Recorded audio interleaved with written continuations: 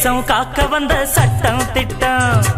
காச விட்டெறிஞ்ச எட்ட நிக்கும் வேலி போட்டு வச்ச சீமான்களும் வேதம் ஓதுகிற சாத்தான்கள் தான் எங்கேயும் எப்போதும் லஞ்சம் இருக்கு ஓய் வாங்காத கைகளும் தான் கொஞ்சம் இருக்கு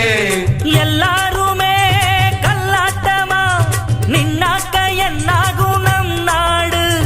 வக்காலத்து வாங்கிடவே வந்தாரு அண்ணாச்சி அத பாடு அடிக்காம சில மாடு அதுவா மெதுவா படியாது